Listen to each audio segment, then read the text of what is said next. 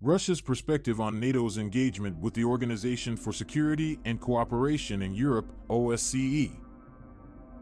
The relationship between Russia, NATO, and the Organization for Security and Cooperation in Europe, OSCE, has long been a point of contention.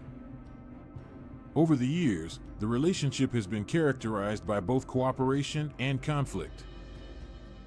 However, in recent years, the relationship has deteriorated significantly, with Russia expressing concerns about NATO's engagement with the OSCE.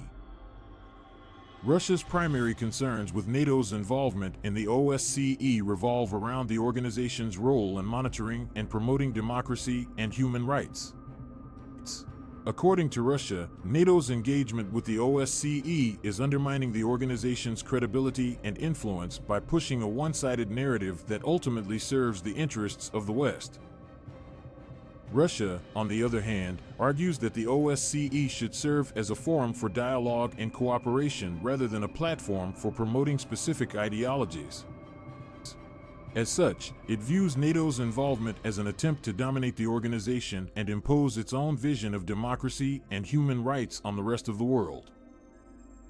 In Russia's view, the OSCE should be a neutral enabler of cooperation among its member states, promoting stability and security in the region, and avoid taking sides or promoting any particular political or ideological agenda. Russia's problem with NATO is that it sees it as an organization that is inherently hostile to its interests, and therefore it cannot accept its involvement in the OSCE. However, it is important to note that NATO's engagement with the OSCE dates back to the end of the Cold War. It has played an important role in promoting democracy, the rule of law, and human rights in the region.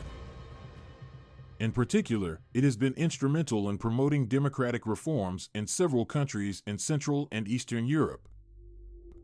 NATO's involvement in the OSCE began with the creation of the Partnership for Peace (PFP) program in 1994. The program aimed to build closer ties and cooperation between NATO and non-NATO countries in the region. The program provided a framework for dialogue, cooperation, and joint military exercises, which helped build trust and confidence among the member countries. In 1997, the OSCE and NATO signed a partnership document that laid the foundation for closer cooperation on security issues. Since then, NATO has made significant contributions to the OSCE's work, particularly in the area of conflict prevention and resolution. Its involvement has helped the OSCE to identify potential conflicts early on and to address them before they escalate. However, Russia's concerns with NATO's engagement with the OSCE are not entirely unfounded. There is a perception that NATO's involvement in the OSCE has been driven by its own interests rather than the needs and interests of the member states. In particular, there is a concern that the OSCE is increasingly being used as a platform for promoting NATO's agenda, which ultimately undermines the organization's credibility and influence. Moreover, Russia's recent actions in Ukraine have further fueled tensions between Russia, NATO, and the OSCE.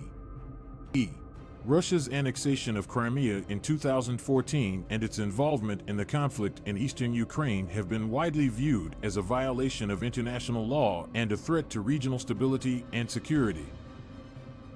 In response, NATO has increased its presence in the region, conducting joint military exercises and strengthening its partnership with the OSCE. In conclusion, Russia's perspective on NATO's engagement with the OSCE is complex and multifaceted. On the one hand, Russia recognizes the importance of the OSCE as an institution that promotes regional cooperation and stability. On the other hand, it views NATO's involvement as a threat to its own interests and an attempt to dominate the organization and impose its own vision of democracy and human rights. It is clear that there is a need for greater dialogue and cooperation between Russia, NATO, and the OSCE. Given the current tensions in the region, it is essential that all parties work together to promote stability, security, and cooperation in the region. This will require a willingness to compromise and engage in open and honest dialogue, as well as a commitment to upholding the principles of democracy, the rule of law, and human rights.